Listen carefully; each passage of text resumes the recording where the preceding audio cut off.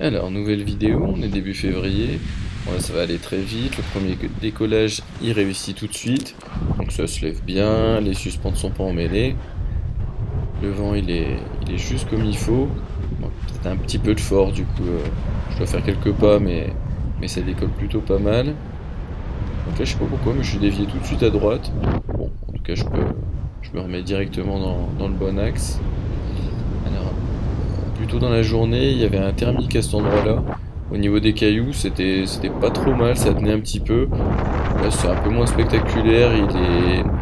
Il est 15h30 passé, donc à ce stade de l'année, le soleil il tape plus trop fort, d'autant plus qu'il y a quelques nuages qui ont voilé le ciel. Voilà, donc là au loin, on voit rapidement la ville de Lyon. L'antenne qui est tout en haut, c'est l'antenne du col de Lyon qu'on voit assez facilement de l'autoroute. Voilà, là c'est la route là devant qui mène au col, la route qui vient d'Annonay. Et là au fond c'est toute la vallée du Rhône.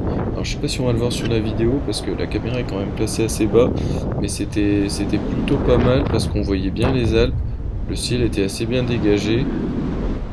Donc là ce que j'essaie de faire en gros c'est de faire des S le long de la pente. En fait c'est ce qu'on appelle un vol en soaring, c'est-à-dire que j'utilise le vent le long de la pente qui a un profil ascendant, ça me permet de me maintenir en l'air le plus longtemps possible. Donc là, il y en a un petit peu moins, le vol il va durer 5 minutes quand même, c'est pas trop mal, sachant que le dénivelé entre le décollage et l'atterrissage est quand même assez faible.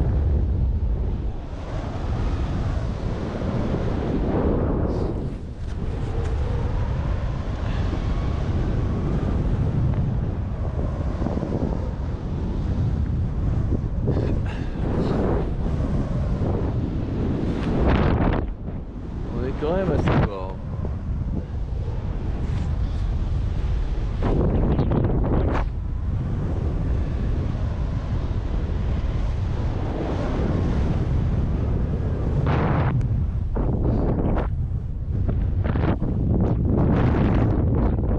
Voilà, donc on voit un petit peu les Alpes en arrière-plan sur la gauche.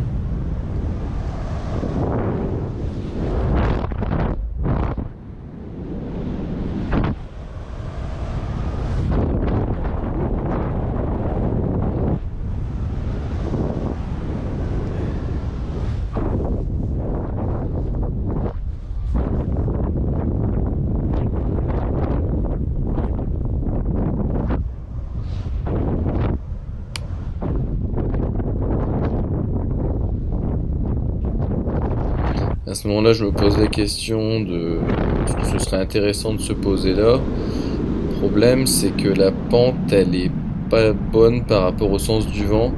C'est-à-dire que dans le tout premier vol de la journée, j'avais voulu faire un atterrissage face à la pente montante pour que ce soit plus facile à toucher le sol plus rapidement. Le problème, c'est que le vent, il est de dos. Et du coup, il a tendance à augmenter le taux de chute de manière assez importante. Le premier vol de la journée, j'avais fait un atterrissage juste sur une dépâture vers la gauche. Et en fait, j'avais le vent clairement de cul.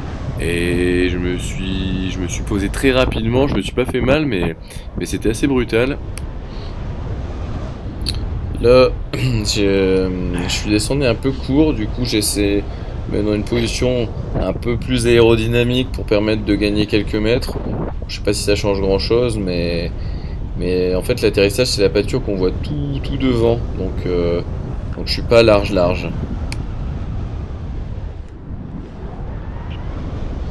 Voilà, donc là on voit le terrain. C'est celui qui est un peu plus vert, juste à droite. En fait, clairement, j'aurais dû me poser à gauche parce que ça va un peu merder. En fait, le vent il va me relever. Là, on va le voir après. J'arrive à toucher les branches. Donc là pour moi, il y a un bon taux de chute. Je pense que je vais pouvoir me poser tout de suite. Je vais même pouvoir faire quelques pas. Sauf qu'en fait, ça va pas du tout se passer comme ça. Il va y avoir une grosse rafale qui va me refaire décoller. Ça passe juste au-dessus des arbres. Je les touche. Et en fait, je peux pas faire le virage à gauche pour me remettre dans le sens du vent parce qu'il y a directement les arbres. Du coup, j'essaie de descendre un petit peu et en fait, je suis sous le vent et boum, je me casse la gueule dans le marécage dégueulasse. Voilà, c'est une fin de vol qui fait pas vraiment plaisir. Mais bon, je me suis rien fait.